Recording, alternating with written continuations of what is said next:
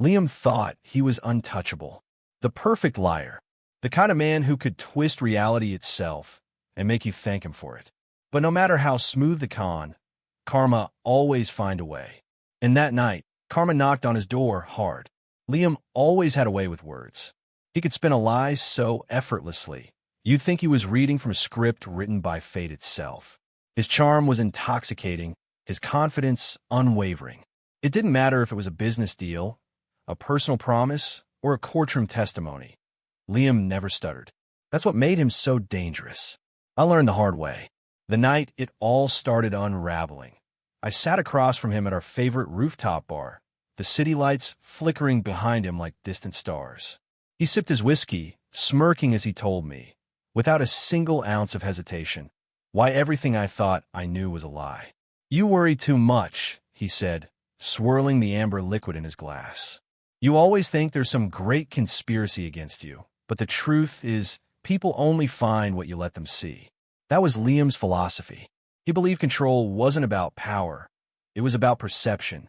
If you controlled what people saw, you controlled reality itself. And for years, he was right. But that night, something felt off. It was a small detail at first, a single, almost imperceptible crack in his perfect illusion. A flicker of hesitation in his voice. A contradiction in his timeline. It was nothing, something most people would brush off without a second thought. But I wasn't most people. And that was the moment I knew Liam had finally slipped. Liam and I had been friends since college. Or at least, that's what I used to believe. Looking back, I can see it now. How he studied people like a chessboard, how he manipulated situations to always land on top.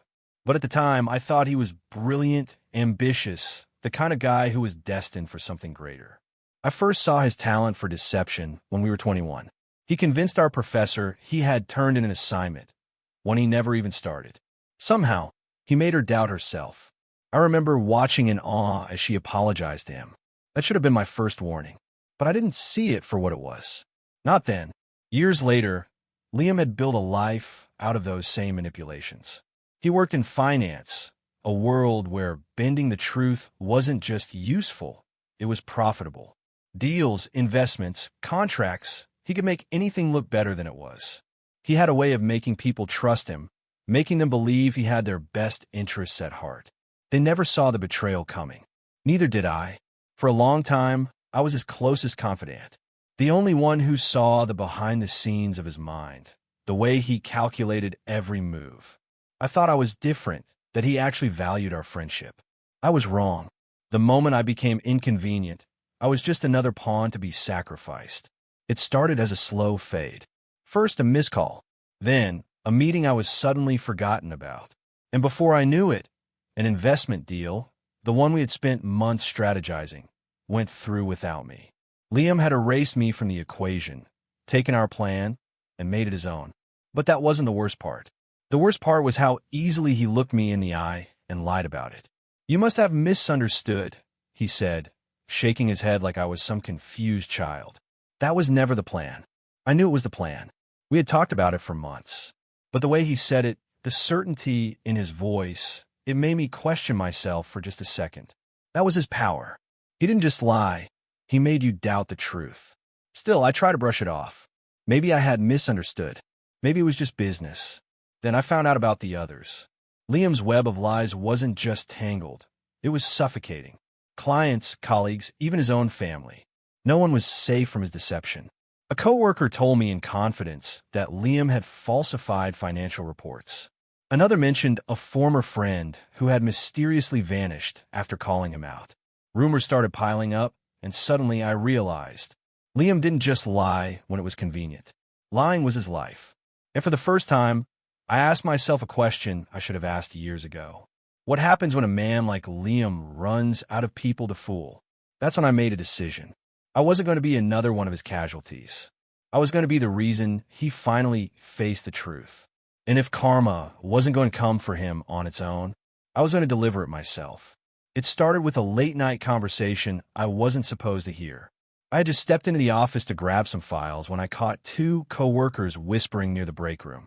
Liam's name came up. My stomach twisted. Missing funds, fake numbers, offshore accounts. At first, it sounded like just another piece of office gossip until I saw the files myself.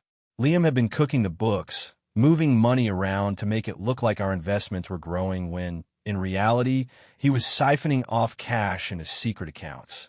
This wasn't just manipulation. It was full-blown fraud. I confronted him the next day. "Are you seriously accusing me of fraud?" Liam scoffed, leaning back in his chair, that smug smirk never leaving his face. "You've been watching too many crime shows." But something flickered in his eyes, just for a second. Panic. That's when I knew. I had him. After that, I couldn't let it go. I needed proof. Liam was careful, calculated. He didn't leave evidence lying around. So I did something desperate. I followed him. One night, after work, I trailed behind his car. I expected him to go home, maybe to a bar. Instead, he pulled into a rundown parking lot and just sat there, staring at his phone. Then, he threw it in a dumpster. That was it. Liam had a burner phone, one he didn't want anyone to find. I waited until he left, then dug through the trash until I found it. Screen cracked, battery nearly dead, but it still turned on. My hand shook as I scrolled through the messages. What I found made my blood run cold. Conversations with someone named R. Wire transfers. Offshore accounts. And worst of all, plans to frame someone else. Me. Liam was setting me up. I knew Liam was a liar, a manipulator, but I never thought he'd go this far. I took screenshots of everything. Back him up. But I needed more than just messages. I needed something undeniable. So I set a trap. I messaged him from an anonymous number, pretending to be R. Told him the police were sniffing around, though he needed to move fast. He took the bait.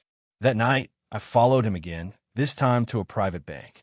He met with a shady-looking man and handed over a flash drive. My heart pounded as I took pictures, recorded the exchange. I finally had him. Liam believed he was untouchable, a master of deception, bending reality with every word. But there was one thing even he couldn't manipulate: undeniable proof. I sent the financial records straight to the authorities. The burner phone messages? Forwarded to the company's legal team.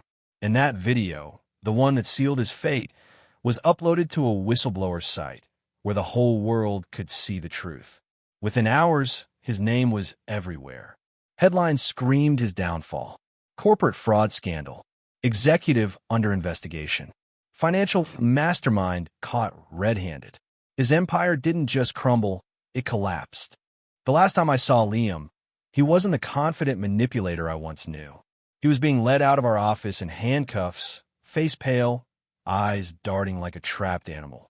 For the first time, he had nothing to say. No smooth lies. No way out. The ones he once controlled, his so-called allies, turned on him without hesitation. There was no loyalty, no safety net, just silence.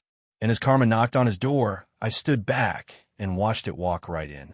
Liam spent his life deceiving others. But in the end, the biggest lie of all was the one he told himself.